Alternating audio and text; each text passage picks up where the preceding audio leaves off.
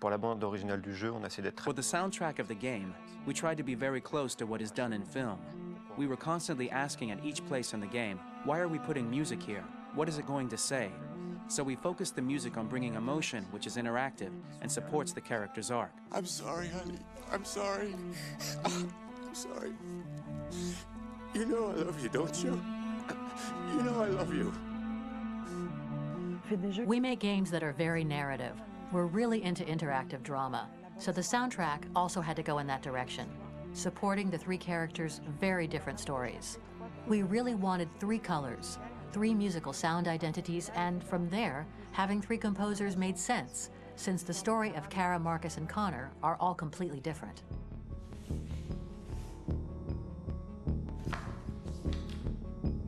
You recognize him? It's Carlos Ortiz. For Connor, we wanted a soundtrack that could be very cold and very mechanical, very machine-esque somehow. For Kara, we wanted a soundtrack that would be very moving and emotional. It was about the quest for identity, but it was also a journey about love and empathy. And for Marcus, we wanted something epic, something that would really represent the grand aspect of his quest. And we were very fortunate to find three incredibly talented composers, and working with them has been a dream, honestly.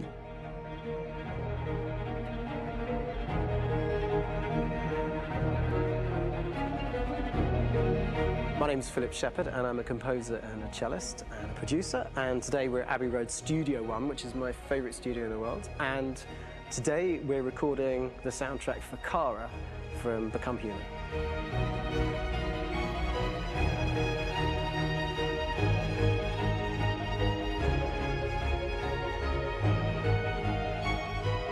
So when I compose a big project, I often travel just to kind of get out, and get some fresh air and some inspiration. And I go hiking and traveling in Montana a lot. I had a log fire in the room that I was staying in, and the flames were kind of making absolutely direct music. And it became the basis for Kara's theme, and it sounds something like this.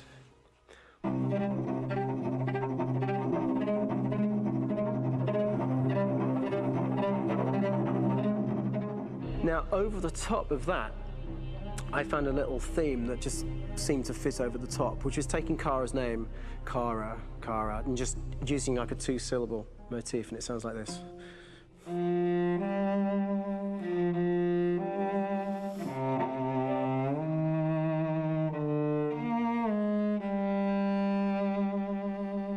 going to pull through this, Alice.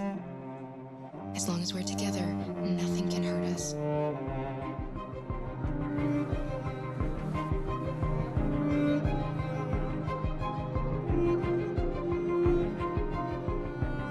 And all the time that's fitting over.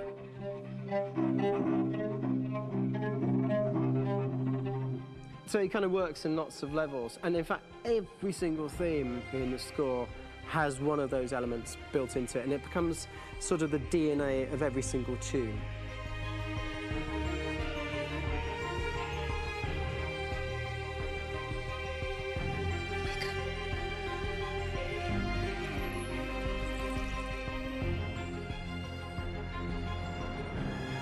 For me, writing this theme for Kara, I actually had to tap into what it feels like to be a father to daughters.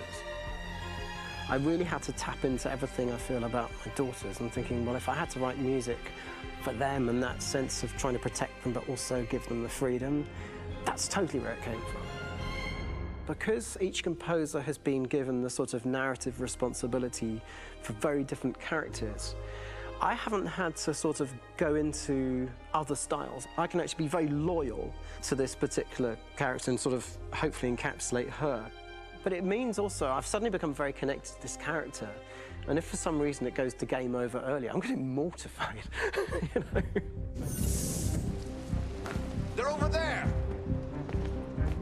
Starting a new project, for me personally, it's always finding the right tone, finding the right color, I like to call it. For me, it's finding that right texture that actually sits against picture really well. One of the biggest things is I created custom instruments for Connor.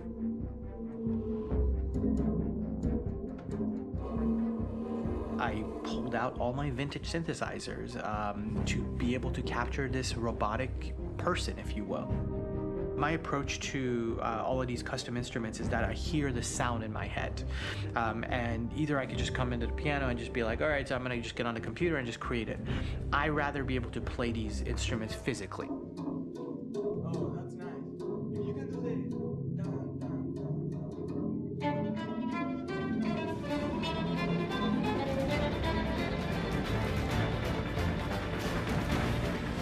As soon as you see Connor the first time, there is a really interesting thematic idea that you hear, and that's just made out of a Moog synthesizer, but completely manipulated in multiple ways. And it's robotic. It has a little bit of an emotional to it. He's on his mission, so you feel that as well. So it just kind of gives you that cold, motionless, with a mission in hand that you kind of feel throughout the whole thing.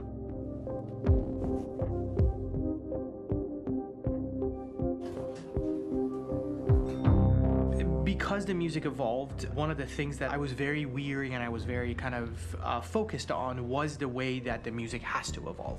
So my idea behind it was that Connor is a singular android that could at any point become a deviant or could actually stay as an android.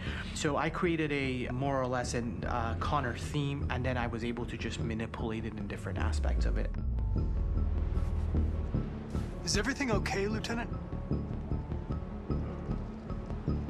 Chris was on patrol last night. He was attacked by a bunch of deviants. I'm a human being writing for a robot, and throughout Connor's journey, he meets someone, he meets a partner. So how do you deal with a robot feeling? And I've met a partner that I'm gonna work with, or all of a sudden he sees a dead body. Does this robot have an imagination? Does this robot have a feeling? And if yes, how do you translate that into non-emotional music? So it basically at any point I was just like, I can't do this, and then I just do it. Property was damaged and fires continued to rage in several major districts across the city. Some people are asking, have androids become a threat to our security?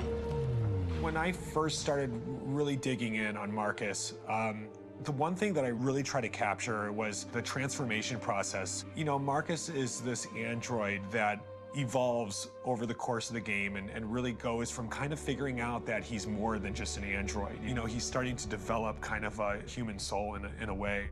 Try to imagine something that doesn't exist, something you've never seen. Now concentrate on how it makes you feel and let your hand drift across the canvas. The other side of Marcus that I really latched onto was that he almost became a savior for a lot of the other androids in the game. So when I started developing the theme for Marcus, I really made it like a church hymn.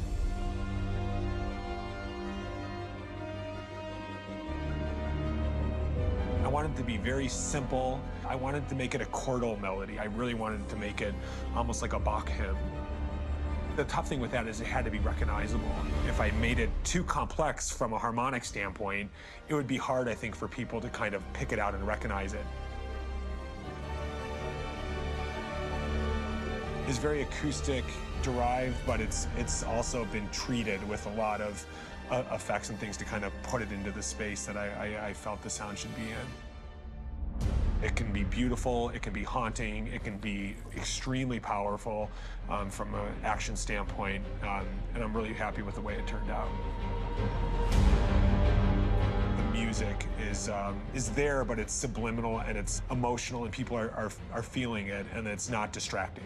And that's tricky with a game like this, where you have to have a lot of ins and outs like that, where the music kind of has to get in and out of these moments. This is a war we're fighting with the humans. If we fail, they'll destroy us. I think the game's been put together so well where I just wanted to make sure that I wasn't ruining the emotion.